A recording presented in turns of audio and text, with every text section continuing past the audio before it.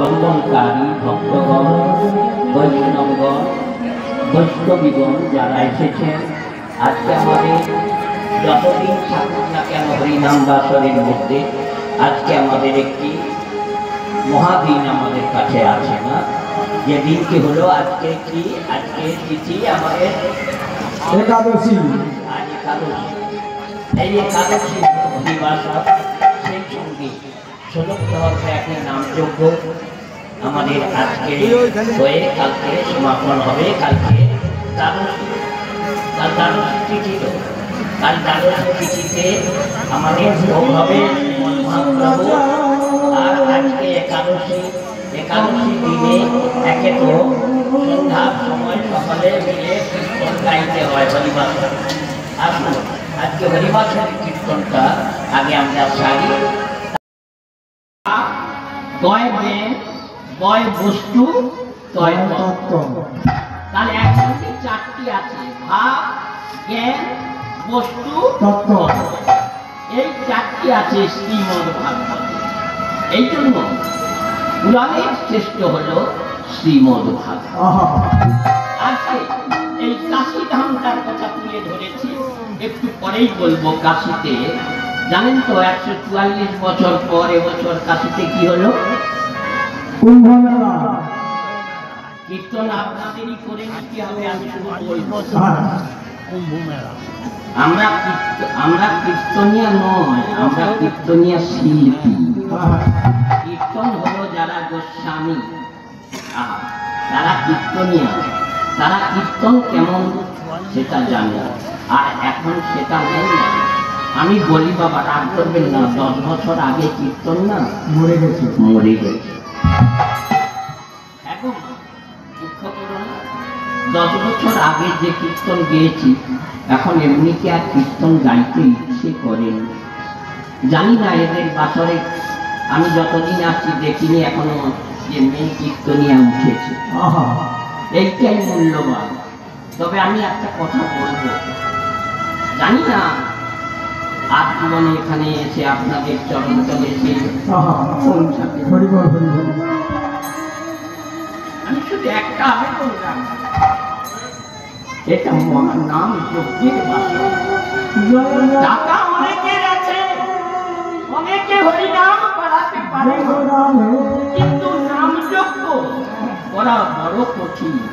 আমি সবাইকে বলবো, কেন 10 বছর আগেও গিয়েছি, দল যতক্ষণ পর্যন্ত হরিবাসরে উঠে হরিনাম না করে ততক্ষণ এই দল বাড়ানোর কোনো এখতিয়ার ছিল না। এবেদানি টাকা বেড়েছে। আমার জীবনে বাংলায় 85 সালে 500 টাকা ফুরা, আর এখন 40,000 টাকা টাকা বেড়েছে। মা, কীর্তন করে কীর্তনের কি উন্নতি হয়েছে বা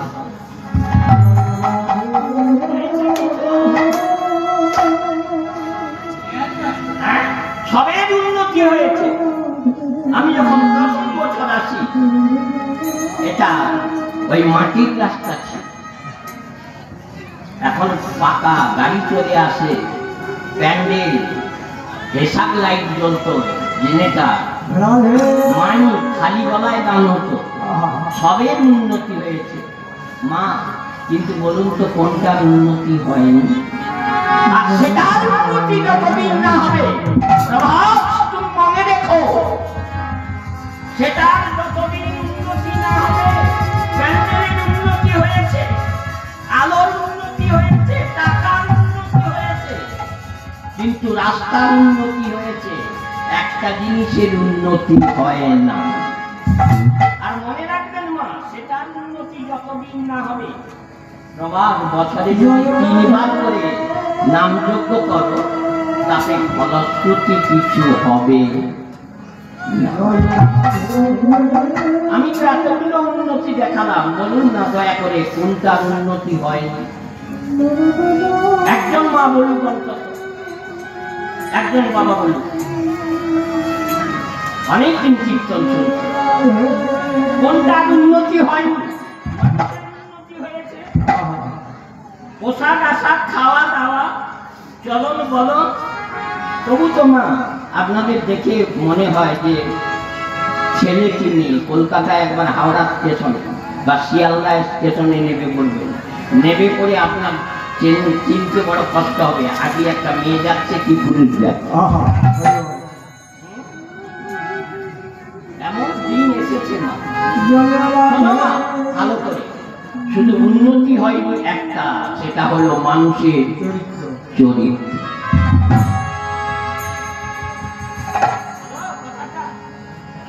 কি বললাম? মানুষের কোনটা উন্নতি হয়নি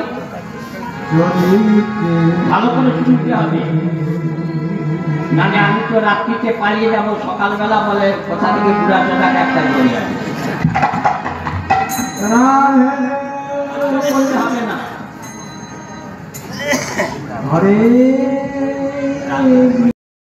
ছেলে মেয়ের বিবাহ দিত, এখন ছেলে মেয়ে দেখতে এসে সে তার মেয়েকে না বিয়ে হয়ে তার মাকে নিয়ে পালিয়ে গেল।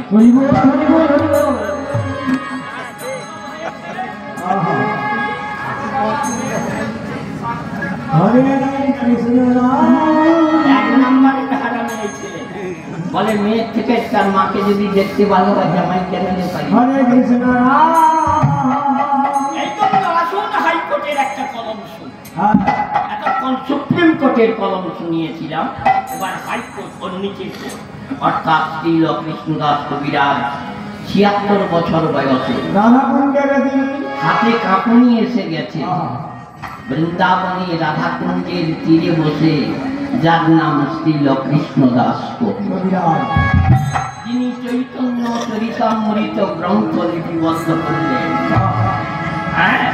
নিজস্ব শ্লোক মাত্র ৮খানা, অত বড় গ্রন্থ চরিতামৃত, তিনি নিজের শ্লোক লিখলেন মাত্র ৮খানা। শান্তি, আমরা ভালো আছি। কেন? যার টাকা নেই তারও যা, যার অল্প আছে তারও তা, আর যার ঘরে টাকা রাখার আর কোনো ব্যাংকে ফাঁকা নেই, তাকেও জিজ্ঞাসা করবেন একই। বাজারে জিজ্ঞাসা করছে বাবু কেমন আছে, সে বলছে ওই মোটামুটি চলছে। আর একজনকে বলছে দাদু তুমি কেমন আছো, নাহলে ওই হচ্ছে, তার নাকি ওই হচ্ছে। হ্যাঁ, আর যার টাকা রাখা, মা এমনকি বাড়ির একটা কুকুর ছিল তারও নামে ব্যাংকে, তাকে জিজ্ঞাসা করছে দাদু কেমন আছো, সে বলছে না মরে বেঁচে। আচ্ছা, প্রশ্ন একটাই, কেমন আছো? একজন বলছে ওই চলছে, আর একজন বলছে মোটামুটি চলছে, আর একজন ঝেড়ে কেসেছে না মরে বেঁচে যাচ্ছি। তাহলে কে শান্তিতে আছে? মনে আছে আজ থেকে ৩০ বছর আগের কথা, আমাদের ভৈরব গঙ্গোপাধ্যায়, যিনি যাত্রার সেরা বই লেখক, ২৪ পরগনায় বাড়ি, ভৈরব গঙ্গোপাধ্যায়, তিনি লিখেছিলেন বইটার নাম শান্তি তুমি কোথায়।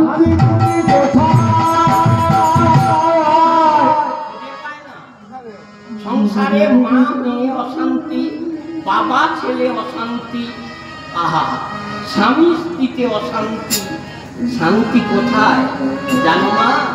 কবিরাজ আমার চৈতন্য মহাপ্রভু বললেন, বলে কলিরজি শান্তি একটা আছে কৃষ্ণ। আবার অনেক মা বলে তোর বাবা যেদিন থেকে আমাকে সংসারে এনেছে, খেয়ে বসে উঠে শুয়ে, জানিস খোকা আমার শান্তি আর নেই। তবে জানিস খোকা শান্তি নেই নয়, শান্তি আছে একটা জায়গায়। কোথায়? আমি যেদিন মরে যাব শ্মশান। আর যে মা বলে শ্মশানে শান্তি, মা ভালো করে একটু চেয়ে দেখো, ওখানেও শান্তি নেই। ওখানেও বাবা সব দলিলপত্র আছে, এত বাবা দেখা রেখে দিয়ে গিয়েও ছেলেদের জন্য সেখানে ওই ৩.৫ হাত জায়গা কিনতে হবে, আর তাহলে সেখানেও বেচা কেনা চলছে। সেই জন্য সবাইকে বলি মা এই যে 3 দিন পালিয়ে এসেছেন, দয়া করে বলুন দেখি, দয়া করে বলুন এর মতো আর এমন একটা জায়গা দেখিয়ে দাও যে সেখানে শান্তি আছে। একসঙ্গে দুটো কাজ হচ্ছে, একটা বলা আর একটা শোনা। এই হরিনাম যেখানে হয়, এত শান্তিময় জগৎ, এত শান্তির জায়গা আপনি আর কোথাও খুঁজে পাবেন। সংসারে গেলে আগুন চলছে, দাও দাও ওই যাবার না। আর এই যে সবাইকে বাদ দিয়ে চলে এসেছে হরিবাসরে, এই হরিবাসরের মতো যতক্ষণ থাকবেন ততক্ষণ যে শান্তিটা পাবেন আপনি অন্য কিছুতেই অত শান্তি পাবেন না। দেখবেন একসঙ্গে দুটো কাজ হবে। 1 নাম্বার হরিনাম বলা হবে, ঘরে যে বলতো না আজ আমার একাদশী তিথি, আজ হরিনাম করতে হয়, আজ হরিনাম করতে হয়, হরিবাসরে বসে উলুধ্বনি হরিধ্বনি করতে হবে। আজ একাদশী, যে রাজা অম্বরীশ একাদশীর মহাজন, তাই তো? রাজা অম্বরীশ কালকে 8:44-এর মধ্যে আপনাকে পালন করে নিতে হবে। তারা একাদশী করেছেন কেউ কেউ? কেন কম? কেন বাবা? পীর দেওয়ালে লেগে গেছে মানুষের। এখন দেখবেন গ্রামে অনুষ্ঠান অনেক হচ্ছে, কালী পূজা, দুর্গা পূজা, পূজায় যেন খেয়ে গেছে, ভক্তি কতটা আছে সেটা। হ্যাঁ,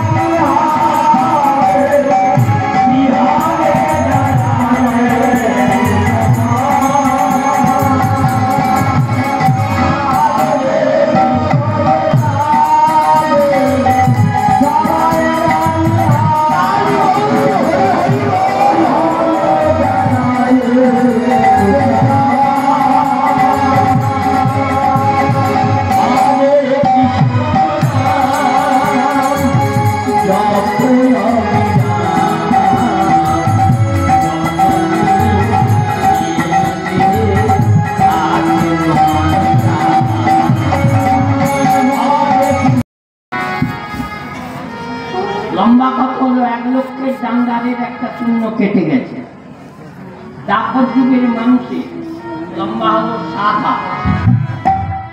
পরমায়ু ডান দিকের আরেকটা শূন্য কেটে গেল। তারপর এলো কলিকা। এই কলিযুগে মানুষের পরমায়ু কত হলো? 100। 100 বছরের কজন আছে বলুন গ্রামগঞ্জা? দৈর্ঘ্য কত হয়েছে লম্বা? 3.5 হাত। তাহলে আপনার 3.5 হাত, আমার নয়। যে যার হবে। কলিকালের মানুষ, সত্যযুগের মানুষ ধ্যান করে ভগবানকে লাভ করলেন, কিন্তু আমাদের সে ক্ষমতা আছে? একটু হরিবাসরে বসবে এসে 2 ঘন্টা, এখানেও সংসারের কথা। দিদি কালকে কি হলো? ওই কথা বলার জন্য মহাপ্রভু বলেছিল হরিবাসরে এসে, মা কথাটা মনে রাখুন, হরিবাসরে যতক্ষণ থাকবে ততক্ষণ আন কথা বলতে নেই। মহাপ্রভু বলছেন আন প্রসঙ্গ গোড়া না শুনে তোমার আন কথা শুনতে চাই না। মা সারাদিনে 24 ঘন্টায় দিন রাত আমরা আন কথাই বলি। আমরা আন কথা বলি, তাই না? ছেলের বাবা ক টাকা আনলো, কত আনলো, কি খরচ হলো, এই চলছে সংসারে। মা বললেন ওই কথা বলার জন্য তুমি ভারতবর্ষের মাটিতে জন্ম নাও। এই ভারতবর্ষে জন্ম নিয়েছে কেন? ভারতবর্ষে জন্ম হইল যা সার্থক কর করি পর উপকার। ভারতবর্ষে জন্ম নেওয়াটাও, মা আমি একটা কথা বলি, ভারতবর্ষে জন্ম নেওয়াটাও পূর্বজন্মের কিছু স্বীকৃতি চায়। কেউ যেন ভেবে নিও না যে মরে গেলে আবার মনে হয় এই ভারতেই জন্ম হবে, এটা ভুল ব্যাখ্যা হয়ে যাবে। আপনি যদি কর্মটা ভালো করেন তাহলে কিন্তু এই ভারতের মাটিতে হবে, আর তা যদি না হয় তাহলে তোমাকে পাকিস্তানে যেতে হবে। আমি কি বলেছি, যার নাম নরেন দত্ত, যাকে বলা হয় বিলে বিলে বিলে ডাক্তার, বলেছিল ভারতবর্ষে জন্ম হইল যার সার্থক কর করি পর উপকার। এই ভারতবর্ষে যাদের জন্ম হয়েছে জানো মা, তারা ভগবানের দেশে জন্ম হয়েছে। কেন? শ্রীমদ ভগবত গীতায় বলছে ভগবান কোথায় আছে? যদা যদা হি ধর্মস্য জ্ঞানীর ভবইতি ভারত। ভবইতি আমেরিকা, বলেছে কি ভবইতি ভারত। ভগবান যতবার এসেছে এই ভারতেই এসেছে। দেখুন, চলুন নীলাচলে, যেখানে জগন্নাথ বলভদ্র সুভদ্রা। ছাড়া হয় কুম্ভ, অর্ধ কুম্ভ যাকে বলা হয়, আর 5 বছর ছাড়া কুম্ভ হয়। মনে রাখতে হবে 144 বছর পরে আবার আসবে মহাকুম্ভ। 144 বছর যে বেঁচে থাকবে সে 144 বছর মহাকুম্ভ, আবার 50 বছর পরে অর্ধকুম্ভ, আর 5 বছর ছাড়া কুম্ভ। তবে এই 5 বছর ছাড়া যে কুম্ভটি হয় সে যে কোনো তীর্থে হতে পারে। বৃন্দাবনে, হরিদ্বারে, নবদ্বীপে, আমাদের নীলাচলে, যে কোনো ধামে 5 বছর ছাড়া হবে। আর 50 বছর যে অর্ধকুম্ভ এটিও হবে, কিন্তু মহাকুম্ভ মাত্র 4 জায়গার বেশি 5 জায়গায় হবে না।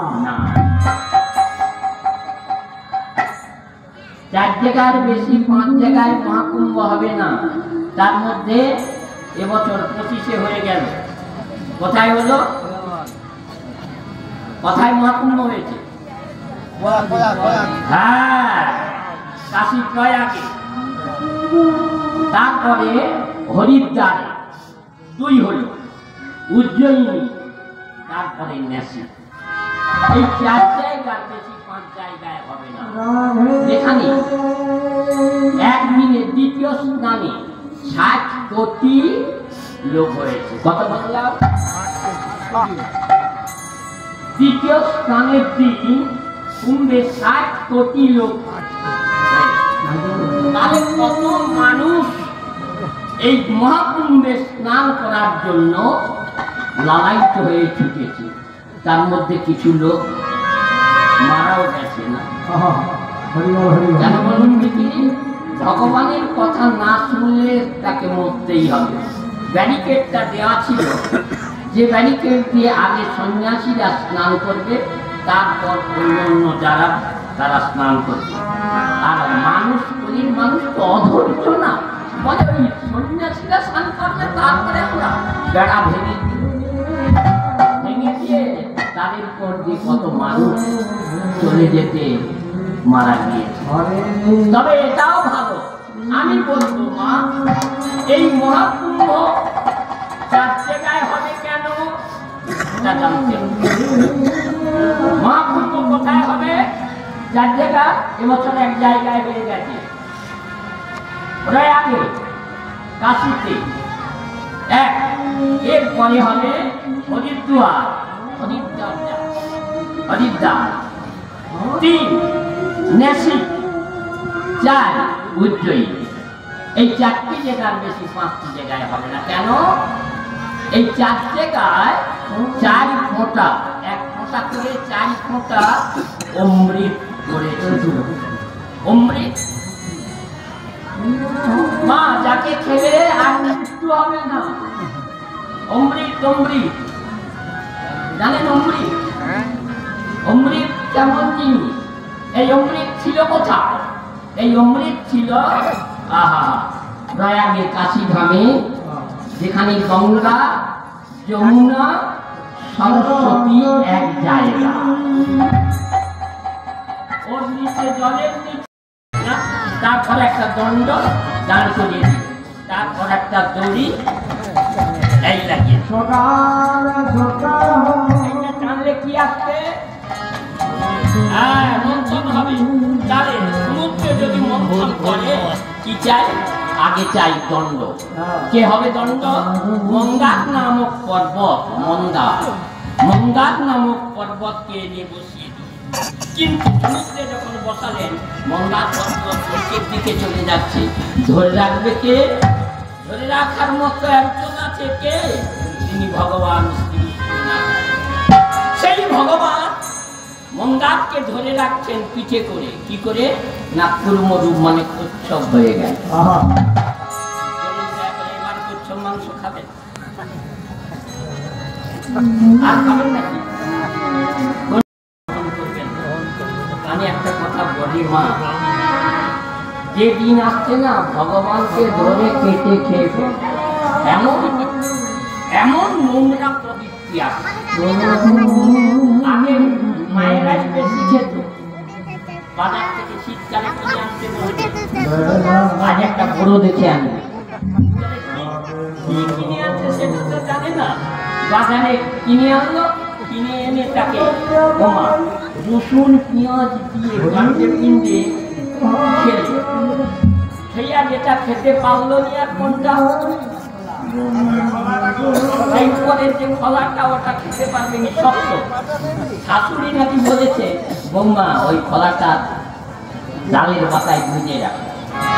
এখন জিজ্ঞাসা করছে, মা একে তো খেয়ে নিয়েছি, খোলাটা লাগবে। বলে, জানো বৌমা, মোদের যে কালা গাই গরুটা এবছর বিয়াবে না, যদি দুধ কম দেয় তার গলায় নাকি বাড়ি দিয়ে বাঁধবে। তাহলে হারামি যারা এমন শাশুড়ি ভগবানকে ধোয়া কেটে খাই, যেটা খেতে পারলো নি তাকে ওই গাই গরুর গলায় ছিলাম। শাশুড়ি নিজেই জানেনি যে কার গলায় আমি বাঁধলাম। দেখেন না, সেই মন্দার নামক পর্বতটাকে ধরে রেখেছে কে? ভগবান তার পিঠে। এইবার দড়িটা কে হবে? বাতাসে আছে বাসুকি না, তাকে বললেন বাসুকি তোমাকে আসতে হবে। বাসুকি এইবার জড়ান। এখন অসুর কোন একটু চালাক তো। আচ্ছা, অসুর চালাক না দেবতা চালাক হবে? কে? দেবতা দেবতারা বেশি চালাক হবে না পূজা চালাক হবে? দেবতারা বলছে, অসুরটা বলছে, ভাই আমরা কিন্তু লেজের দিকে ধরব, জানে যদি কামড়ায় অধিক কামড়ায়।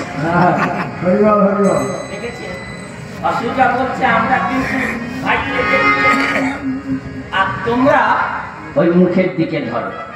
এখন এরা দেবতারা খুব ভয় করছে মুখের দিকে, নাহলে জানো বিষ্ণু বলছে, ভগবান বলছে, ওরা জানে আমাদের কামড়ালে আমরা মরে যাব, ওরা অমৃত ভাণ্ড তুলে এটা ভাগ করে নেবে। তবে জানো, আহা ভগবান বলছে আমি তো ওই বাসুকি নাগের দেহে বাস করে আছি, আমাকে কামড়াবে মানে? আরে বাসুকি নাগের দেহে কি ভগবান নেই? অংশ শাংশ বিভিন্নাংশ হইয়া বিস্তা অনন্ত বৈকুণ্ঠে করেন বিহার। তাই হবে আরম্ভ হলো, তাই দেবতা এখন ধরলেন মুখের দিকে আর অসুরগণ ধরলেন লেজের দিকে। আরম্ভ হলো এই মন্ত্র। হতে হতে প্রথমে উঠল কে? আহা, কি উঠল প্রথমে জানেন? কি উঠেছে? 27 রকম 27 দফা জিনিস। ধ্বজ, পতাকা, অঙ্কুর, মিম মানে আহা, শেষকালে হাতি, বাসুকি আর পাচ্ছেন না, শেষকালে বিশুদ্ধকরণ হয়ে গেল। দেবাদিদেব মহাদেব তাকে অমৃত মনে করে খেয়ে ফেলেছে।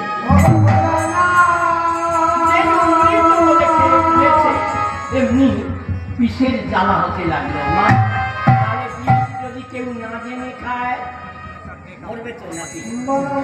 আর যদি কেউ জেনে খায় বিষের কাজ হবে। এখন মহাদেব তো জানে না, জানে অমৃত খেয়ে ফেলেছে, যা খেয়ে ফেলেছে গলায় জ্বালা আরম্ভ হয়ে গেছে। সেই জ্বালা সাপটে দেবাদিদেব ভোলানাথ যিনি বৈষ্ণব শিরোমণি চিৎকার করে ডাকছে,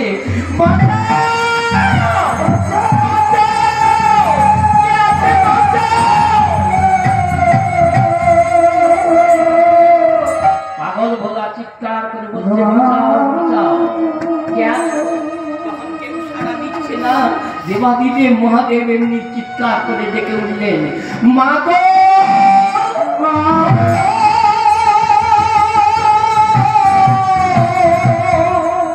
মা। কিন্তু ভোলানাথের মা কে হবে? ভোলানাথের মা কে হবে? কেউ সাড়া দিতে চায়নি। দেবী ভগবতী শেষ পর্যন্ত সাড়া দিয়ে বললেন, আছি গো, আমি আছি। দেবী দুর্গা ছুটে আসতেই ভোলানাথ দেবী দুর্গার কোলে পড়লেন। মা করলো কি জানো? সঙ্গে সঙ্গে বাম স্তনটা ধরিয়ে। মা একটা কথা বলি, মাতৃযুদ্ধের কোনো বিকল্প নেই। দেখেন না বিষ কেমন চালায় চলছে, আর দেবী ভগবতী স্তনটা ধরিয়ে দিয়েছে। যে স্তনটা ধরিয়ে দিয়েছে, স্তনের অগ্রভাগ ভোলানাথের বদন। এইবার মাতৃযুদ্ধে ভোলানাথের বিষের জ্বালা দুলালো বটে, কিন্তু জানো মা, মায়ের স্তনের জ্বালা হতে লাগলো। কেন? বিষ লেগে গেছে। মা সঙ্গে সঙ্গে যতখানি ভোলানাথের বদনে ছিল, মা তাকে তার থেকে একটা গাছের সৃষ্টি হয়ে গেল। ওই গাছটা, ওই এই যে গাছটা দাঁড়িয়ে আছে,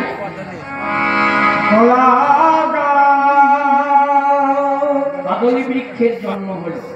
এই জন্য সমস্ত কলার মুখ দেখবেন নারী জাতের স্তনের অগ্রভাগে। তাহলে মাতৃযুদ্ধে বিষ শোধন হয়। একটা কথা বলবো মেয়েদের, মা রাগ করবেন না, এখন আবার মেয়েরা আবার ছেলেদের স্তন্য দুগ্ধ দিতে চায়, জানি না, কিন্তু ডাক্তারটা বলছে মাতৃযুদ্ধের কোনো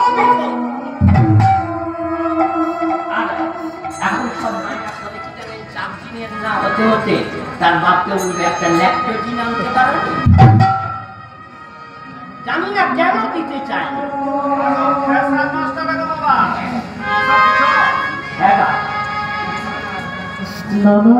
জলযুক্ত দিলে নাকি মায়ের ফ্যাশন খারাপ হয়,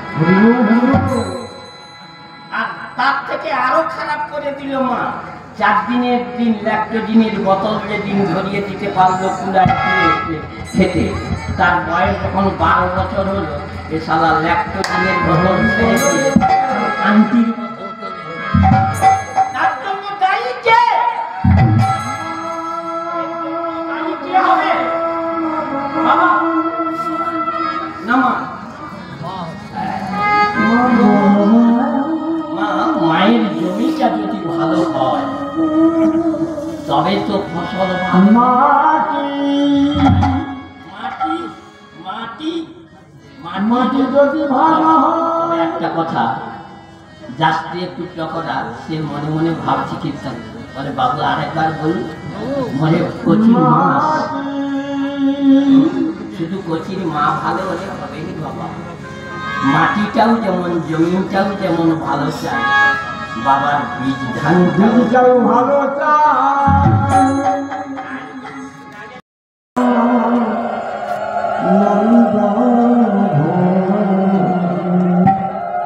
হরে কৃষ্ণ